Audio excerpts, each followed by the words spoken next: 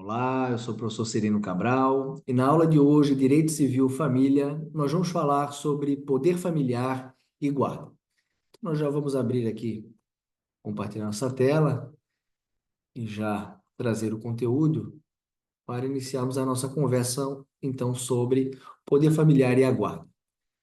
Então, na aula de hoje, vamos abordar sobre o tema, explorando seus aspectos teóricos e práticos. Poder familiar é um conjunto de direitos e deveres que os pais têm em relação aos filhos, com o objetivo de garantir o bem-estar e o desenvolvimento integral da criança ou adolescente. A guarda, por sua vez, define quem detém a responsabilidade de cuidar do filho, incluindo aspectos como moradia, educação e saúde. A aula analisará diferentes tipos de guarda, como a unilateral, a compartilhada e a alternada, e seus impactos na vida familiar.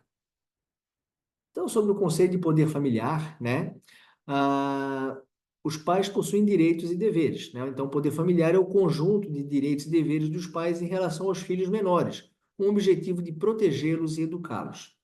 O poder familiar é regulamentado pelos artigos 1630 a 1638 do Código Civil, garantindo um amparo legal para a proteção dos filhos. O conceito de poder familiar substituiu o antigo pátrio-poder, refletindo uma relação mais igualitária entre pais e filhos.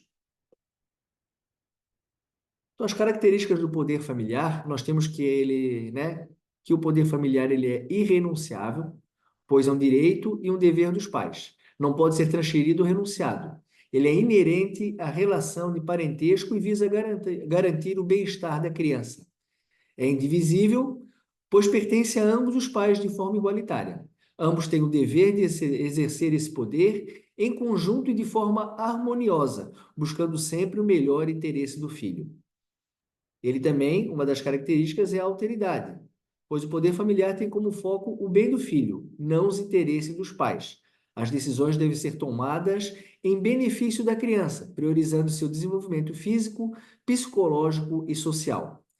E ele também pode ser mutável, pois o poder de família, pode ser suspenso ou extinto em casos específicos, como em situações de abuso ou negligência. A suspensão ou extinção do poder familiar visa proteger a criança de situações que coloquem em risco o seu bem-estar.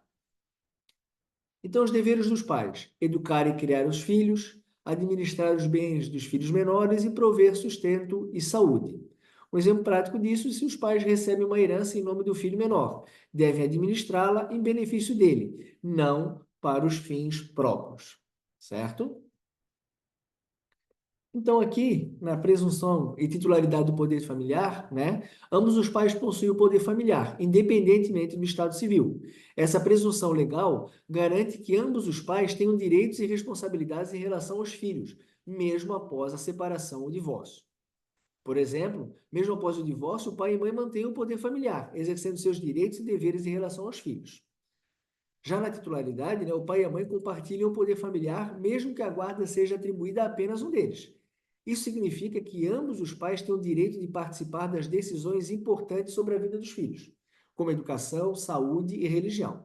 A titularidade do poder familiar é independentemente da guarda, garantindo que ambos os pais tenham voz e participação na criação dos filhos. Isso é importante a gente deixar claro, porque muitas vezes existe essa dúvida com relação aí de quem possui a guarda, ter total cuidado, titularidade, com relação ao filho, e não, A lei, ela prevê aí que a responsabilidade, sim, é de ambos os pais. Então, aí, além do poder familiar, nós temos os casos, então, de extinção e a suspensão.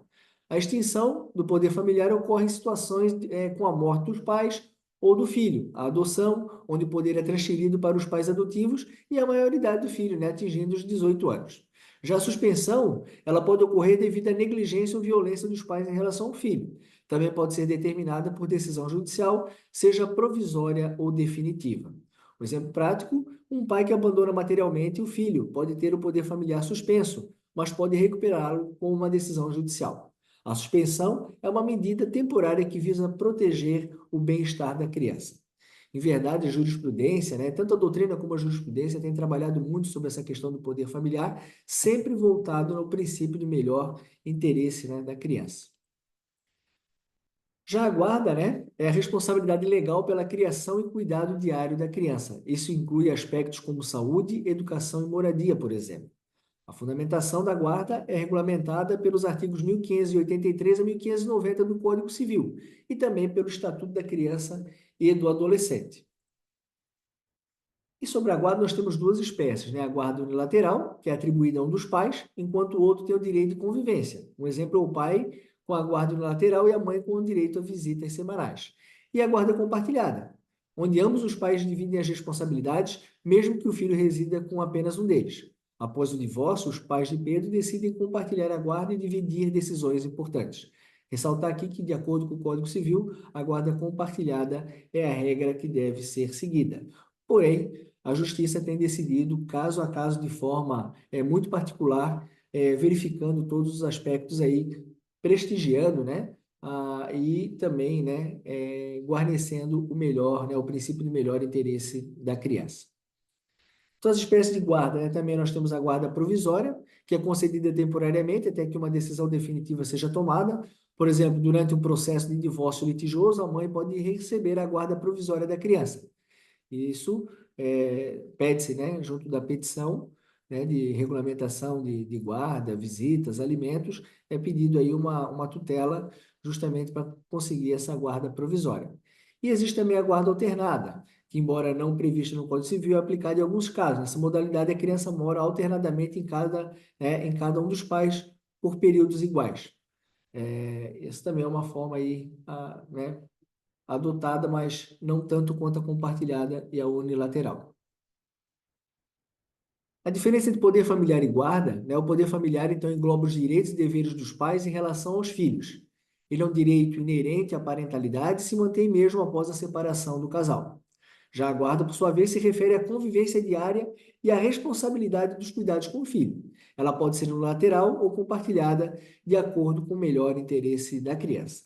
Um exemplo prático disso é mesmo em caso de guarda unilateral, o pai que não detém a guarda mantém o poder familiar e pode participar das decisões sobre educação e saúde dos seus filhos. Então, é importante dizer que nem sempre só porque não detém a guarda não quer dizer que ele não tem o padre poder, né? Agora é o poder familiar, né? Junto ao seu filho para buscar aí os seus cuidados e buscar o melhor interesse do mesmo. Então, os aspectos práticos, né? Os desafios. Na guarda compartilhada, pode haver conflitos na escolha, né, na escolha de escolas ou tratamentos médicos. O juiz pode intervir caso não haja um consenso entre os pais. O ideal é que sempre os pais busquem, né? E muito embora a relação dos dois não tenha, né, obtido êxito, não tenha dado continuidade, é importante eles entenderem que eles possuem ali um fruto dessa união, dessa comunhão dos dois e buscar aí envidar os melhores esforços aí para a criação né, do seu filho. O exemplo prático disso é, após o divórcio, os pais de Ana têm a guarda compartilhada, mas discordam sobre a escola. O juiz decide com base no melhor interesse da criança. É, não é, de todo modo, a melhor decisão desses pais buscar a justiça por conta né, de uma decisão com relação à escola. O ideal é que conversem, dialoguem, mas a gente sabe que, infelizmente, em alguns casos isso não é possível, então a justiça tem que intervir. Então, um resumo final aqui, né? O poder familiar, então, é o conjunto de direitos e deveres que os pais têm em relação aos filhos. Ele é extinto pela morte, maioridade ou adoção. Também pode ser suspenso por negligência ou decisão judicial. Já a guarda, ela pode ser unilateral ou compartilhada e sempre busca o melhor interesse da criança. A guarda compartilhada é a regra e a unilateral é a exceção, sendo aplicada, então, em casos específicos. Desta forma, vamos para a nossa atividade prática aqui de fixação sobre o tema. Então, a gente espera que se acesse, né, o site de jurisprudência do Tribunal de Justiça, ou se você está em outro estado, pode fazer a pesquisa no Tribunal de Justiça do estado que você reside, e escolha palavras-chave, né, específicas sobre o tema. Poder familiar. Pesquise sobre suspensão do poder familiar, extinção do poder familiar, negligência e poder familiar, né? Na questão da guarda, guarda compartilhada, guarda unilateral, conflito sobre guarda, né? Pesquise sobre essas palavras-chave, leia a decisão e encontre, né, a decisão encontrada e anote o número do processo para referência da atividade. Responda às perguntas direcionadas com base na jurisprudência pesquisada. Então, sobre o poder né, familiar, pesquise, né? Busque na decisão no tribunal sobre suspensão ou extinção do poder familiar. Exemplo, suspensão do poder familiar por negligência. E aí responda, qual era a causa da suspensão ou extinção do poder familiar? Por exemplo, negligência, abandono, violência. O poder familiar foi suspenso ou extinto definitivamente? E por quê?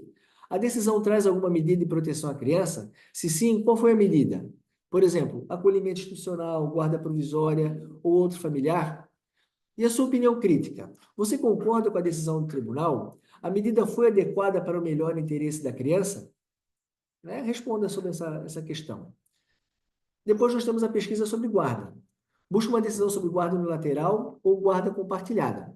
Exemplo, conflito com a guarda, né, sobre guarda compartilhada. E responda: a guarda atribuída foi unilateral ou compartilhada? Justifique o motivo da escolha do juiz. Houve disputa entre os pais pela guarda? Se sim, quais argumentos cada parte apresentou? A decisão considerou o melhor interesse da criança? Como isso foi justificado? E sua opinião crítica? A guarda escolhida foi a melhor solução para o caso? Explique.